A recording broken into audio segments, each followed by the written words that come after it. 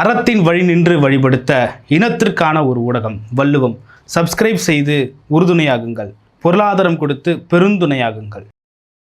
வள்ளுவம் நேயர்களுக்கு வணக்கம். அரசியல் பேசு நிகழ்ச்சிக்கு உங்களை வரவேற்பதில் மகிழ்ச்சி. என்று நம்மோடு இணைந்திருக்கிறார் அரசியல் திறனாய்வாளர் திரு ரவீந்திரன் துரைசாமி அவர்கள். சார் வணக்கம். சார் வணக்கம் ரவீன். நல்லா இருக்கீங்களா சார்? நல்லா இருக்கும் தம்பி. திருமாவளவனை முதல்வராக்கிறதுக்காக பேசணும், ஆனால் அதுக்கு எடப்பாடி பழனிசாமி ஒத்துக்கல. ஒரு தலித்த முதல்வராக்கிறதுக்கு அவர் விருப்பப்படலை, நான் தான் முதல்வர்னு சொல்லிட்டு பேசினாரு அப்படின்னும் சி வி சண்முகம் பேசுறாரு. சார் தலித் முதல்வருங்கிறதுல அவருக்கு பிரச்சனை இருந்திருக்காது. திருமா அவருக்கு வேண்டியவர் தான், திருமாவுக்கு அவர் சாஃப்டானவர் தான், நட்பு வளையத்தில் தான் இருந்தாங்க. ஒரு பொலிட்டிக்கல் சுச்சுவேஷனில் அந்த நட்பு எல்லாரும் காட்டத்தான் செய்வாங்க. ஸ்டாலின் கூட திருமா இருந்தாலும் கூட இன்னொரு ஆப்ஷனாக எடப்பாடி பழனிசாமியும் திருமா வச்சுட்டு தான் நகர்ந்தார். அதுதான் அந்த அரசியல் இருக்க முடியும். விஜயும் ஒரு ஆப்ஷனாக தான் வச்சு திருமா நகர்ந்தாருங்கிறது உண்மை. எல்லா தலைவர்களும் தங்களை மேம்படுத்திக் கொள்வதற்கும் தாங்கள் வெற்றி பெற்றதுக்கும் யாருக்கும் இன்னொரு கட்சிக்கு வந்து அடிமையாக இருந்துட்டுலாம் அரசியல் பண்ண மாட்டாங்க. எந்தோட நன்மை என்ன இதுங்கிற வச்சு தான் எல்லாருமே தங்கள் மூவை பண்ணுவாங்க. அந்த வகையில் திருமாவுக்கு வந்து எடப்பாடி கூட ஒரு நட்பு இருந்தது.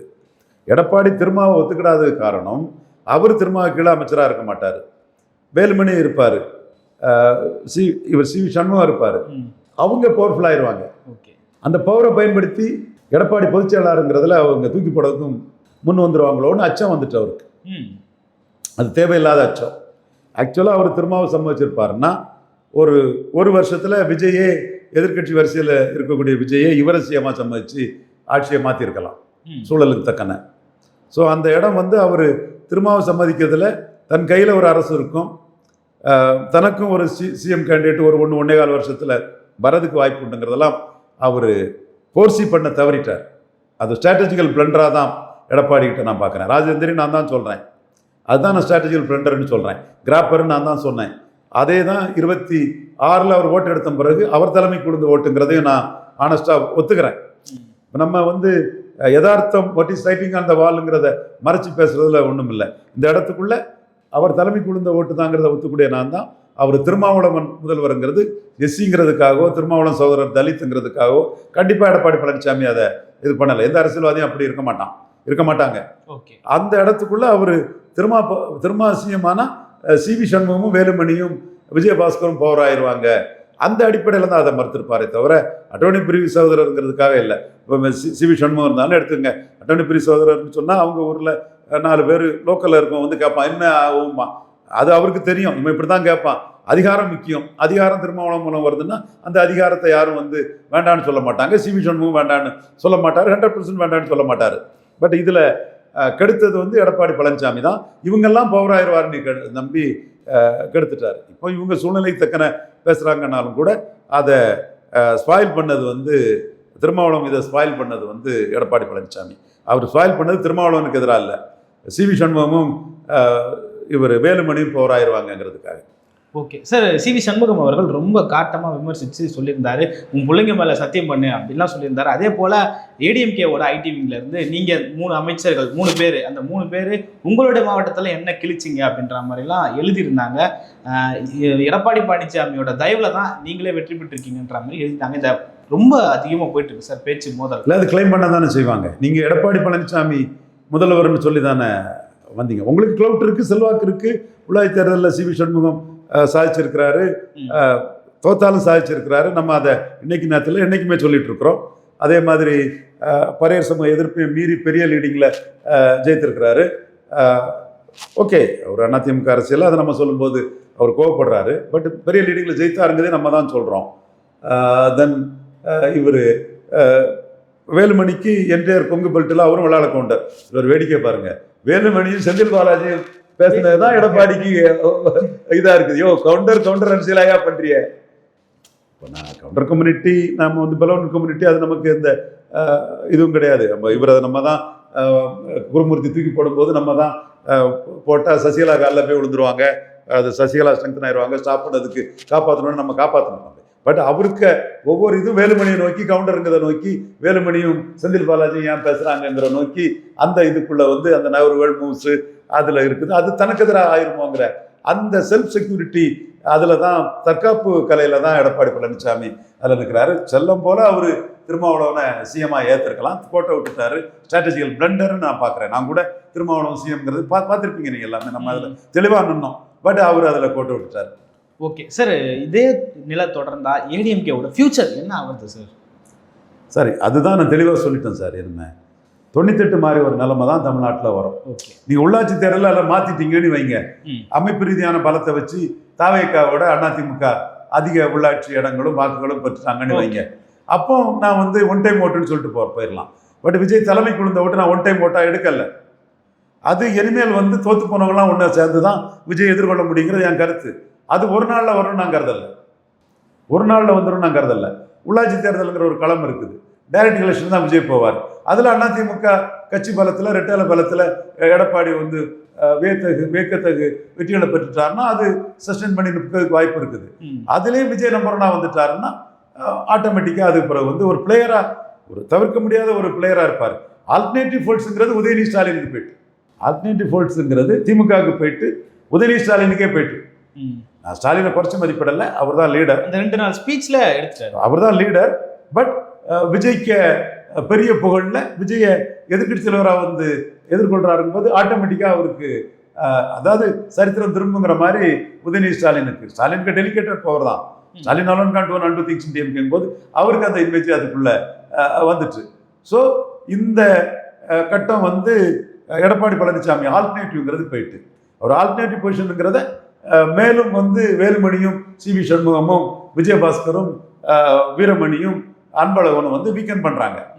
சார், 3 நாள் விஜய் ஆட்சியினோட லட்சணம் அப்படின்னு சொல்லிட்டு சமூக வலைதளங்களில் ஒரு படம் பெருசாக பகிரப்பட்டிருக்கு. அதில் தமிழ்தாய் வாழ்த்து 3வது இடத்துக்கு போயிருக்கு. கிருஷ்ணகிரியில் 2 இளைஞர்கள் எரித்து கொலை செய்யப்பட்டிருக்காங்க. தூத்துக்குடியில் 30 வயது இளைஞர் கழுத்தறுத்து கொலை செய்யப்பட்டிருக்கிறார். திருவாரூர் மாவட்டத்தில் கை கால் கட்டப்பட்டு எரிந்த நிலையில் பெண் சடலமாக எடுக்கப்பட்டிருக்கிறாங்க. கரூரில் பெண் ஒருவர் கரும்பு தோட்டத்தில் கொடூரமாக கொலை செய்யப்பட்டிருக்காங்க. பட்டப்பகலில் ஏடிஎம்ல பணம் எடுக்கப்பட்டிருக்காங்க. இப்படி 3 நாள் விஜய் ஆட்சியில் நடந்த சம்பவங்கள்னு சொல்லிட்டு சொல்லப்பட்டிருக்கு சார். அதெல்லாம் எப்படி பார்க்கலாம் சார்? நீங்கள் சொன்னது தமிழ் தாய் வாழ்த்து தவிர கிரைம், சோஷியல் கிரைம் அதெல்லாம் சொல்லியிருக்கு. எந்த இடத்துலையாவது நான் அதை ஸ்டாலினை குற்றம் சொன்னேன்னா இல்லை, அப்போ நான் விஜய் எப்படி குற்றம் சொல்ல முடியும்? ஓகே, என் நிலைப்பாடு தான் கரெக்ட். நீங்கள் அரசியல் கட்சிகள் ஸ்டாலினுக்கு எதிராக அதை இது பண்ணீங்க. சீமான் டெய்லி அதை தான் பேசுவார், மூதாட்டிக்கும் பாதுகாப்பு இல்லை, குழந்தைக்கும் பாதுகாப்பு இல்லைன்னா அது ஸ்டாலினுக்கு எதிரான ஒரு கருத்தை அங்கே உருவாக்கிச்சு. ட்ரக் பெடலிங் அதையும் ஸ்டாலினுக்கு எதிரான கருத்தை உருவாக்கிச்சு. அதே இடத்துக்குள்ள நான் வந்து அதை ஒரு சோஷியல் கிரைமாக தான் பார்த்தேன். முதலமைச்சர் ஸ்டாலினை குறை சொல்லலை. இப்பவும் இதுக்கும் விஜய்க்கும் எந்த சம்பந்தமும் இல்லை. இது சமூக குற்றம் தான், சமூக குற்றம் தான். விஜய்க்கு இதுக்கும் எந்த சம்பந்தமும் இல்லை. அந்த பாலியல் இதுக்கு வந்து போர்னோ தான் பிரச்சனை. அன்னைக்கு வந்து இந்த டிவி, இந்த செல்ஃபோன் தான் பிரச்சனை. செல்ஃபோனில் உங்களுக்கு பாலியல் சம்மந்தப்பட்ட எல்லாமே கிடைக்குது. அது டெம்ப்ட் பண்ணுது. முன்னாடி இது வந்து பெரிய ஒரு டாபோ, ஒரு பாவம், ஒரு இதுங்கிற ஒரு இது வந்து ஒரு 40-50 ஆண்டுகளுக்கு முன்னாடி இருந்தது. அன்னைக்கு இருந்து பாலியல் தொடர்பாக வந்து ஒரு பாலியல் சம்பந்தப்பட்ட சரோஜாதேவி புக்குன்னு சொல்லுவானுங்க. ரொம்ப அபூர்வமாக ஒரு 100 இளைஞர் இருந்தான்னா ஒரு 2 பேர் தான் அதை பேசுவான். அந்த அது மற்றவெல்லாம் அதை ஒரு பேசுறது தெரியுமா, ரொம்ப குசுகுசுன்னு இருக்கும். இன்னைக்கு 100 இளைஞர் இருந்தான்னா 100 பேருக்குமே அது தெரியுதே சரோஜாதேவி கதை என்னன்னு. இதுதான் அந்த உலகளாவிய டெக்னாலஜி டெவலப்மெண்ட்டு, குளோபலேஷன், லிபரலைசேஷன், சமூக பொருளாதார மாற்றங்கள், அதில் வந்த மனப்பான்மை, அதில் வந்த சமூக சீரழிவுன்னு கூட நீங்கள் சொல்லுங்கள், அதில் சமூக மாறுதல்னு கூட சொல்லுங்கள், வாட் எவர் மேபி, அந்த இதில் வர்றது தானே தவிர இது ஒரு சீஃப் மினிஸ்டருக்கோ கவர்மெண்ட்டுக்கோ இதில் எந்த ஒரு கண்ட்ரோலும் கிடையாது. பட் ஒரு கவர்மெண்ட்டு அதை கண்ட்ரோல் பண்ண முயற்சி பண்ணணும் முடிஞ்ச அளவுக்குங்கிறதுல மாறுபட்ட கருத்து இல்லை எனக்கு. பட் அதில் எப்படி ஸ்டாலினை பிளேம் பண்ண முடியலையோ, நான் பிளேம் பண்ணலையோ, எந்த இடத்துலையும் ஸ்டாலினை நான் பிளேம் பண்ணலையோ, அந்த இடத்துல இதில் விஜய் பிளேம் பண்ண ஒன்றும் இல்லை. பட் விஜய் பிளேம் பண்ணார் ஸ்டாலினை, சீமான் பிளேம் பண்ணார் ஸ்டாலினை, எடப்பாடி பிளேம் பண்ணார் ஸ்டாலினை, அந்த மாதிரி இப்போ விஜய் பிளேம் பண்ணிட்டு இருப்பாங்க.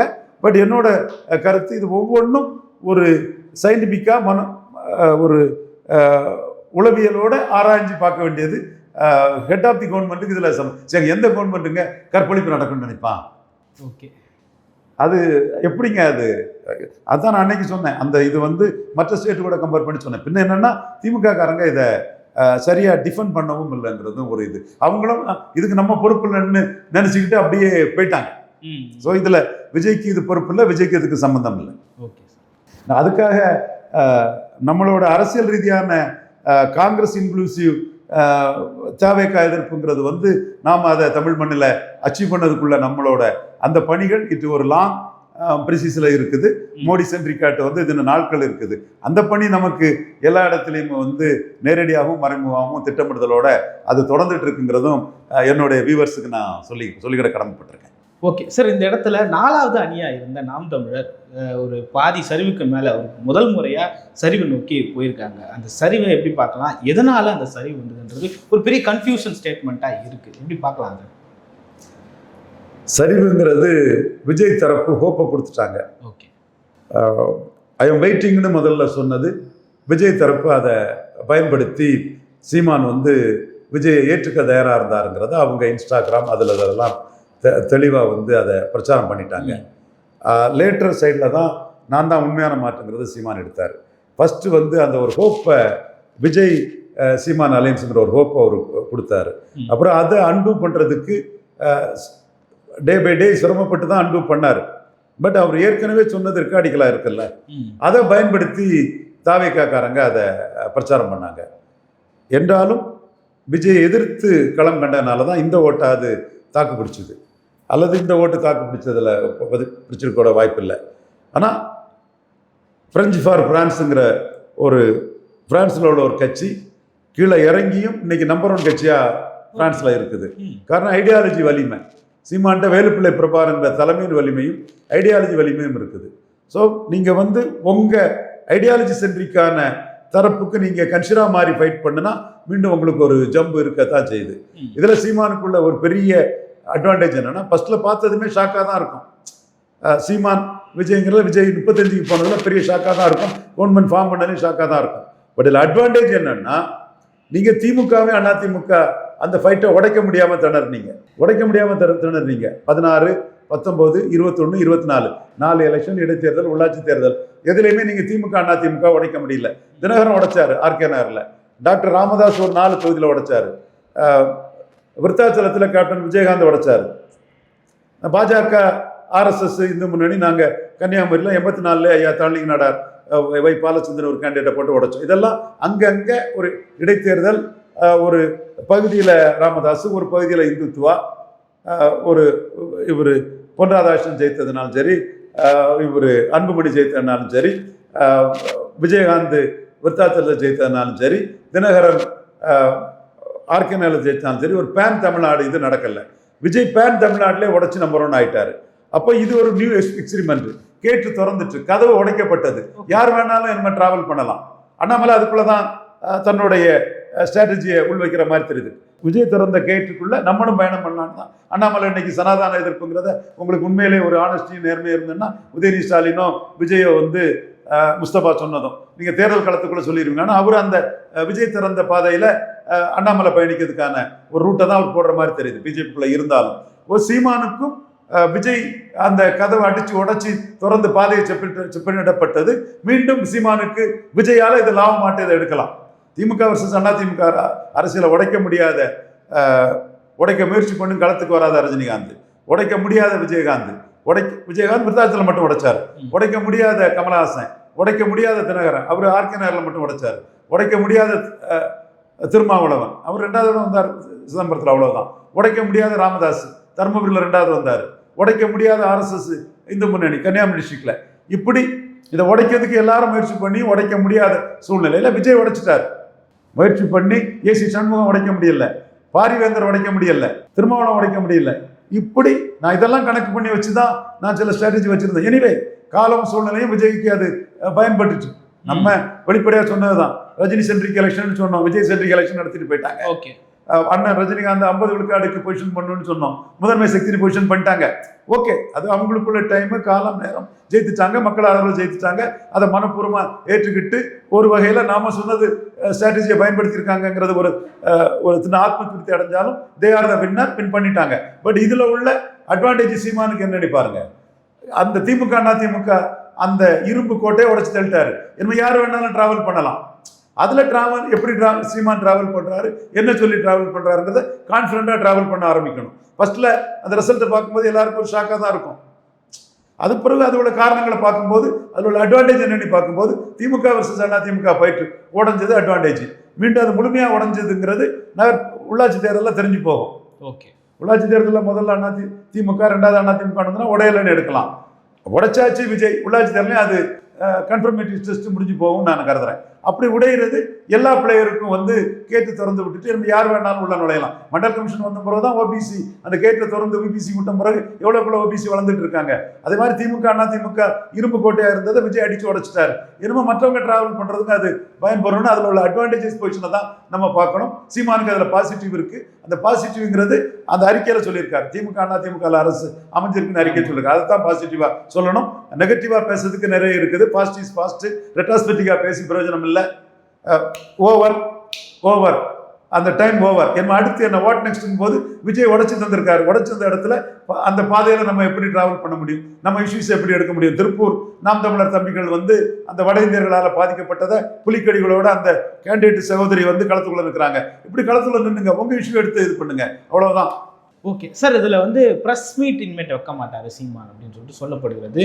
அது எப்படி பார்க்கலாம் சார்? நேற்றும் அதை தவிர்த்துட்டு போயிருக்காரு. அப்படியெல்லாம் ஒன்றும் இல்லை. இப்போ நேற்று போன இஷ்யூ வரல, விஜய் வந்திருக்காரு. வந்ததும் போட்டு அவரை போட்டு திட்டிட்டு இருந்தா என்ன அர்த்தம் இருக்குது? அவரை சந்திக்கவா வேண்டாமாங்கும் போது கூட சந்திக்கலைன்னா பொறாம வெறுப்புங்கிற மாதிரி இருக்கும்போது சந்திக்கக்கூடிய முடிவோடு எடுத்தார்.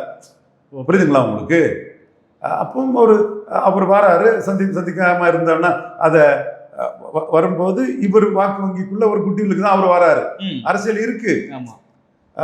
அப்போ உங்களுக்கு மாற்றம்னு சொன்னான்னா அந்த மற்ற பார்வையில வந்து இவர் தவறான ஒரு முடிவு எடுக்காரு. ஓகே, வராரு, வர்றதை வரவேற்றுட்டு இருப்போம். ஒரு பொசிஷன் வரட்டு, நம்ம இஷ்யூ அடிப்போம். அவர் தெளிவா இருக்கிறாரு. வெற்றி பெற்றது ஒரு திராவிட ஐடியாலஜி தான் இருக்கிறார். இன்னைக்கு அருண்ராஜ் திராவிட ஐடியாலஜி தான் சொல்றாரு. ஏன்னா திராவிடத்தோட அந்த வால்யூம் வந்து பெருசு. அதனால அருண்ராஜ் வந்து அமைச்சர் அருண்ராஜ் வந்து திராவிட ஐடியாலஜின்னு தான் தன்னோட பேட்டியில சொல்லியிருக்கிறாரு. போலி திராவிடம் எல்லாம் தோத்து போச்சு, உண்மையான திராவிடம் வந்திருக்குன்னு அவரு ஒரு கருத்தை முன்வைக்கிறார். சீமானுக்கு அது லாபம் தானே. நீங்க உண்மையான திராவிடர் நீங்க கிளைம் பண்றீங்க, சீமானுக்கு அது லாபம் தானே. ஸோ சீமான் வந்து போலி திராவிடர்களை ஒரு உண்மையான திராவிடர் வந்து உடைச்சு போட்டுட்டு போயிட்டாரு. அப்போ அந்த பாதையில நம்ம பயணம் பண்றதுக்கும் அதுல ஏறி போறதுக்கும் நமக்கு ஒரு வாய்ப்பு இருக்குது. அது மக்கள் ஜனநாயகத்தில் எஜமானர்கள். அந்த மக்கள் நம்பிக்கையே என்ன ஐடியாலஜியில் பெறுறது, அந்த மக்களுக்காக எப்படி நின்று பெறுறதுங்கெல்லாம் சீமானால முடியும். என்கிட்ட அது சம்பந்தமா நிறைய ஸ்ட்ராட்டஜி எல்லாத்தையும் பொது வழியில போட்டு உடைக்கிறதுல தேவையில்லை. அதை எடுத்துக்கிட்டு மற்றவங்க ஜாலியா பயன்படுத்திக்கிறாங்க. நம்ம வந்து பிக் மவுத்ரா பேசி இதாயிரும். ஸோ வாட் இஸ் வாட்டுங்கிறது சீமானுக்கு தெரியும். he will take stock of the current situation. அந்த கரண்ட் சிச்சுவேஷன்ல சீமானுக்கு இருக்கக்கூடிய பெரிய பிளஸ் விஜய் திராவிடத்தை உடைச்சி அவரு ஆட்சி கட்டில ஏறினது. திமுக அதிமுக ஃபைட்டை விஜய் உடைச்சது சீமானுக்கு லாபம் தான். அந்த லாபத்தை வச்சு சீமான் தன்னுடைய பாதையில மேலும் பெரிய அளவுக்கு பயணிச்சு சாதிக்க முடியும். ஓகே சார், தேர்தல் முடிஞ்ச கையோடு சீமான் அவர்கள் மே 18 தமிழர் இன எழுச்சி நாள் சொல்லிட்டு பண்றாரு. அது நாம் தமிழரோட ஒரு எழுச்சிக்கான ஒரு நாளா இருக்குமா அப்படின்றது ஒரு கேள்வியா இருக்கு. கண்டிப்பா சீமான் தோற்றதுல உலகளாகிய தமிழர்கள் வந்து ஜாதி கடந்து வேதனைப்பட்டிருக்கிறாங்க. அது வந்து சீமானுக்கு ஒரு ஆதரவு வளையமாட்டு மே 18 தெரியும். மே 18ஓட எழுச்சியும் அதோட தாக்கமும் உங்களுக்கு சமூக வலைத்தளங்கள்ல அதிக மக்களை ரீச் பண்ணும்போது தான் நாம் தமிழரோட தாக்கம் வந்து ஃபீலிக்ஸ் பரவம் போல நாம் தமிழர் வந்து பிரான்ஸ் ஃபார் பிரெஞ்சுங்கிற அந்த பிரான்ஸ்ல நடக்கக்கூடிய பிரெஞ்சு அந்த சென்டிமெண்ட் மாதிரி தமிழ் சென்டிமெண்ட் திராவிடத்தை வந்து 2வது 3வது இடத்துக்கு விஜய் தள்ளனால சீமானுக்கு அந்த எழுச்சி கிடைக்கிறதுக்கான வாய்ப்புகள் அந்த தெளிவா ஒரு கேட் ஓப்பன் பண்ணி இருக்குது. அந்த கேட் தெளிவாக ஓப்பன் ஆயிருக்குங்கிறது மே 18 எழுச்சியும் மே 18 உலகளாவிய அளவில் மக்கள் அதை பார்வையாளர்களாட்டும் அதை சமூக வலைத்தளங்களில் கொண்டாடுறது மூலமாட்டும் பிரபாகரன் இமேஜை தூக்கி நிறுத்துறதும் எந்த அளவுக்கு இருக்குதோ அந்த அளவுக்கு சீமானுக்கு வளர்ச்சி. என்ன சமூக வலைத்தளங்கள் வந்து மிகப்பெரிய பங்களிக்குது. கண்டிப்பாக அதற்கான வாய்ப்புகள் சாத்தியக்கூறுகள் இருக்குது. எல்லாமே எப்படி என்னங்கிறத நான் ரொம்ப எக்ஸ்டென்சிவாக சொல்ல தயாரில்லை. பட் இருக்குங்கிறது மட்டும் தெரியுது. விஜய் திமுக அதிமுக போட்டி அடிச்சது தான் சீமானுக்கு லாபம்னு நான் கருதுறேன். ஓகே சார், பல்வேறு கருத்துக்களை பகிர்ந்து மற்றும் ஒரு கால் சந்திப்போம். நன்றி சார். நன்றி.